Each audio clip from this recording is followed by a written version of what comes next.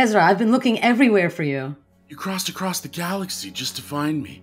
How did you get here? How'd you do it? I'll tell you about that later. For now, it's so good to see you. It's so good to see you too, but why do you want to tell me about it later? Why don't you just... Seems like it'd be a pretty easy thing to just say. We have to catch up. I mean, it took me so long to get here, and you have this village of crab people. Like, tell me about that. Yeah, I mean, they're just sort of Dickensian orphans, but they're turtle crab things in rocks and pebbles. That's so cool, man. It's so cool what you got going on here. Yeah, that's about it for me. How about you? How did you get here again? You know, it's not that important. What's important is that we're here together, finally. I wanted to circle back to something we talked about earlier. How did you get here? I'm kind of tired. Maybe we could talk about it later. Well, I'm tired too. It's probably a long journey. I'm just wondering, who did you take the journey with? What was the deal with your journey? What ship did you... How did you find... Wow, you have so many questions.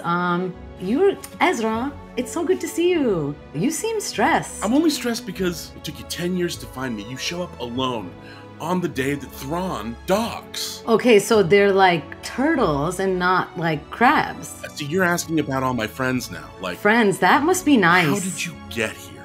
I don't want to talk about it later. I want to talk about it now. How did you find me? I want you to answer my question. What was your question again? How did you... You know what? Never mind. I'm just going to text Thrawn. What I really wanted was for the giant ship to come in, something that you know and love, and it flies above everybody. And right as it's about to port, you see that it's going to port on this big platform that raises up, 30, 40 stories from the desert. And then we get a massive wide shot, and slowly the ship comes down on it, and it's like, oh. I think I would like a story after all, Hu Yang. Very well. Should I start at the beginning? The first was always my favorite. Mine too, Lady Tano. Mine too. A long time ago, in a galaxy far, far away, Qui-Gon Jinn and Obi-Wan Kenobi were sent to resolve a trade dispute between Naboo and the Trade Federation. As they waited for the Viceroy, Master Qui-Gon could sense his Padawan's thoughts wandering. "Downplay your anxiety, Obi-Wan," he said. But it wasn't anxiety distracting the young Jedi. Obi-Wan couldn't help but notice that for some reason, the whole situation was making him a little hard. What? What? What was that? An overlooked detail of the story. No, it's not. Obi-Wan was never hard. What are you talking about? He was getting a boner. Just a little chubby. He didn't have a boner. He sensed they were in danger. I've heard the story 1,000 times. Can you say with absolute certainty that he didn't have a boner? Yes. I've heard it from the man himself. He didn't mention the bonus. He didn't have one. But yes, he did. No, he didn't. He did not. In my version, he did. Oh, who are you, Taylor Swift? In your version? Yes, it's my erotic fanfic. Do you like it? No. Tell the normal, non-boner version of the story, please. Eesh, fine, prude. The version without any boners. Thank you. When they arrived on Tatooine, Qui-Gon Jinn could sense the presence of a being the Force seemed to emanate from. Anakin. Fate, it seemed, had set him on a path as he and Padme met a young boy named Skywalker in a Toydarian's junk shop in Mos Espa. Qui-Gon could feel the gravity of the meeting, how its outcome would affect the galaxy for generations to come. How true that was. And Padme couldn't help but notice that Watto, the Toydarian that cruelly owned young Skywalker and his mother as slaves, wasn't wearing any pants. Hu Yang. What? You said no boners. Watto doesn't get a boner. Yeah, but he's not wearing any pants. No, Padme tries, but Watto says, "Fat butts don't work on me, only money." I do not want to hear your porn, Hu Yang. It is not porn. It's art. No, it is not art. Just skip to the end of this one. You've ruined the whole story for me. Very well. And no boners. Very well. And I didn't like the voice that you did for that slave owner, okay? It felt pointed. Oy vey. With the Trade Federation defeated, the Jedi's, Gungans, and Naboo gathered to celebrate their unity. Queen Amidala gifted Boss Nass, leader of the Gungans, with the Globe of Peace, and Boss Nass gifted Queen Amidala with his huge, throbbing... What is that? Hello? Crab people? Please, Don't hurt me. I'm just a little crab guy. I'm not gonna hurt you. Wow, those are snazzy little pants you got on. Thanks. I made them myself. I go by Gav Rush. Look, this might be a long shot, but do you know where I can find Ezra Bridger? Wait, what did you say? Ezra Bridger. Ezra Bridger. Are you talking about the guy who gave me this? This? You made this? You violated Disney's intellectual property rights for this? Oh, wow. Oh, you're in trouble.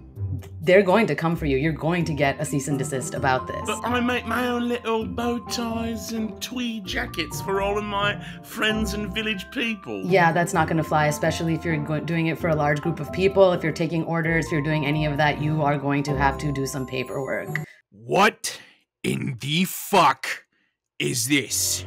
Baby Yoda? Don't you Baby Yoda me, worst Mandalorian. I am not the worst Mandalorian. I've only been a Mandalorian for like 45 minutes and even I know you suck. Who's this? I'm just a little crab guy. You mind telling me what the hell it is you think you're doing, guy? I help find Ezra. I'm the key to saving the galaxy. I is. You think you're cute, bitch? I think I was designed to be. You fucking listen here. There's only one adorable little creature guy in this new era of the franchise, got it? What are you talking about, Baby Yoda? Oh, he knows! Coming in here with his little pants and his little shirt trying to hone in on my toy sales. I'm trying to help, you know? I'm helping you, sir. You'll never be a character at Disneyland, you fucking scab piece of shit. But please, sir. I have a wife and kids. Oh, you got kids? What do they look like? Pebbles. Are they cute? Well, are they cute? Yes, dear God. Yes, they're very, very cute. You know what I do to cute things that aren't me? Become the best of friends with them. I fucking eat them. Oh no, oh no, oh no, oh no! Baby Yoda, stop! The name is Grogu! Where is Thrawn? He comes. It reeks of Jedi. That would be me. So hot.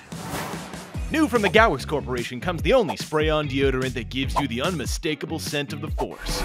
Midi-chlorians. Let your inner luminous beings loose with midi-chlorians, just like these satisfied customers. Hi, I'm Ahsoka Tano. Obi-Wan always said your eyes can deceive you, but your nose can't.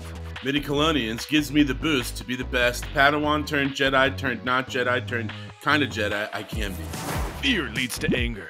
Anger leads to hate. Hate leads to suffering. But no one is suffering from BO with midi-chlorians. I was just an orphan moisture farmer on a planet made of a literal desert. No girl would even look at me. One spray of midi-chlorians, and I was so irresistible, a princess kissed me. Wasn't that your sister? We didn't know. How could we have known? So what are you waiting for? Don't reek of sweat. Reek of Jedi with midi-chlorians. Available now in a galaxy far, far away.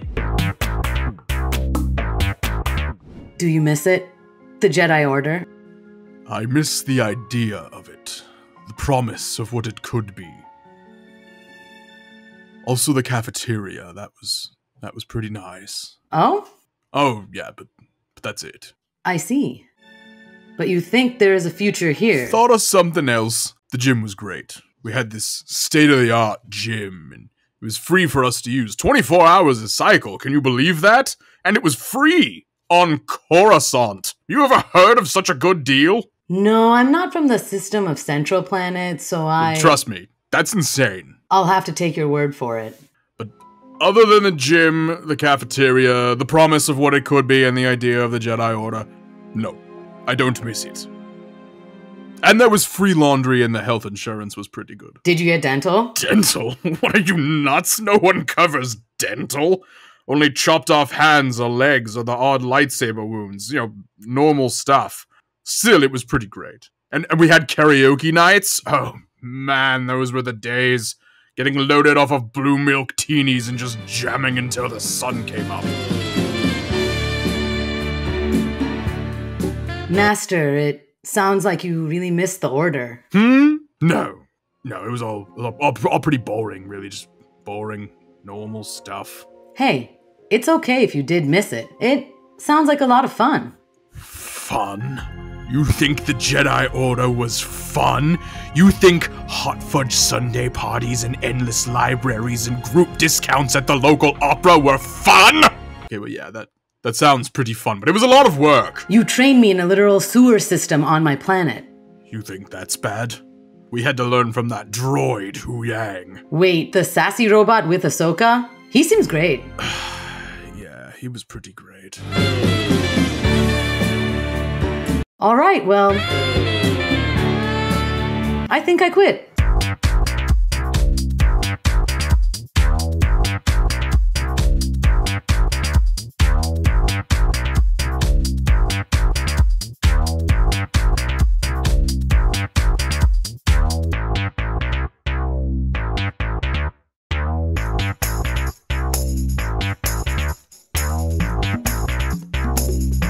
Thanks so much for watching Weekend at CHEWIE'S Ahsoka parody.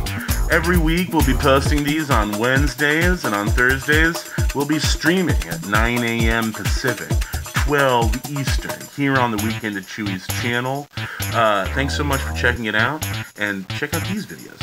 Some of these old stream clips or meme clips or any click this, end this. End it.